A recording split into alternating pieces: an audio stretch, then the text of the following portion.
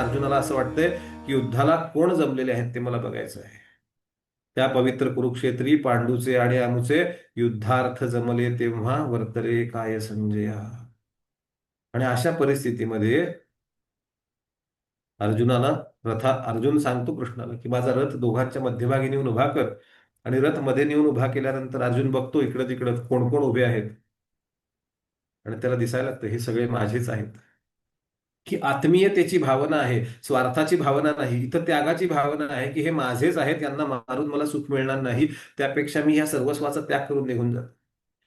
पण त्याग, अशा प्रकारचा संन्यस्त वृत्तीचा त्याग हा क्षत्रियाला युद्धाच्या भूमीत शोभा देत नाही. आणि म्हणून गीतेचा जन्म झाला.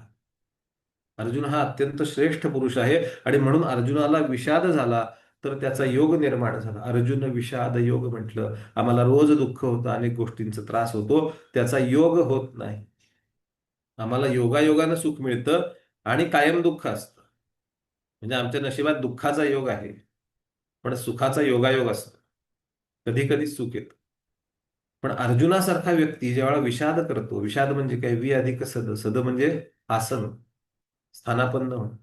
ज्या ठिकाणी आसन 100% डळमळीत होऊन गेलं, विगतम आसन, ज्याचं आसन म्हणजे ज्याची मानसिक स्थिरता, मानसिक धैर्य 100% गळून गेलं, ज्याची स्वस्थता, ज्याचं स्वास्थ्य, ज्याचं स्वतःचं अस्तित्व पूर्ण डळमळून गेलं, असा विषाद झालेला आहे. हा क्षणभंगूर दुःखाचा प्रयोग नव्हे, हा विषाद आहे. आणि तो विषाद इतका तीव्र आहे की अर्जुन त्यावेळेला सगळं सोडून निघून जायला एका पायावर तयार आहे. आणि म्हणून अर्जुन विषाद झाला, त्यावेळेला त्याला योग निर्माण झाला. भगवान म्हणतात माझ्याशी जोडलं जायचं असेल तर अर्जुनासारखा विषाद व्हायला हवा. आमचा धर्म, आमची संस्कृती या सगळ्याचा विचार केला पाहिजे. गीतेच्या अध्यायाची सुरुवात धर्म या शब्दानं होते. पहिला श्लोक जो आहे तो धर्मक्षेत्रे कुरुक्षेत्रे असा आहे. त्यामुळे जो धर्मानं वागणारा आहे त्याच्यासाठी परमेश्वर स्वतः उभा आहे. जो धर्मानं वागतो त्याच्यासाठी सृष्टी सुद्धा काम करत असते. गीता आपल्याला धर्मानं वागायला सांगते.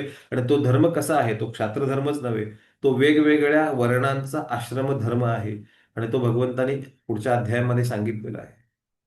त्यामुळे पहिल्यांदा आपल्याला विषाद असायला हवा, दुसऱ्यांदा आपल्याला धर्माची जाणीव असायला हवी, तिसऱ्यांदा आपल्याला अर्जुन व्हायचं आहे हे लक्षात असायला हवं. आणि मग आपण गीतेकडे बघायला हवं. आपोआप गीता गीता उलगडायला लागेल. अशी जेव्हा आपल्या मनाची अवस्था होईल की माझे कित्येक जन्म निघून गेले, मी अनेक लाख वर्षांचा आहे, अनेक लाख वर्षांचा विषाद माझ्या मनामध्ये खदखदतो आहे, लक्षात घ्या. कित्येक योनीमधून मी निघून गेलो, मला माहिती नाही, आणि कित्येक मनुष्यजन्म पण होऊन गेले. त्या सगळ्या मनुष्यजन्मांच्या मध्ये जे दुःख मला झालं, जो त्रास मला झाला, तो हा योनी जे त्रास आहे, ज्या ज्या वेळेला आपण मनुष्य योनीमध्ये किंवा अन्य कुठल्याही योनीमध्ये जन्म घेऊ, त्या त्यावेळेला हा त्रास 100% होणार आहे. तेव्हा मला यातून बाहेर पडण्यासाठी, मोक्ष मिळवण्यासाठी, ईश्वराशी जोडलं जाण्यासाठी योग केला पाहिजे. आणि तो योग म्हणजे भगवद्गीता आहे. पहिल्या अध्यायाचं सार सर्वस्व हेच आहे की ज्या वेळेला आपल्याला दुःख होईल तेव्हा त्या दुःखाचा विसर पडता कामा नये. याचा अर्थ दुसऱ्याच्या सुडाचा विचार केला पाहिजे असं नव्हे.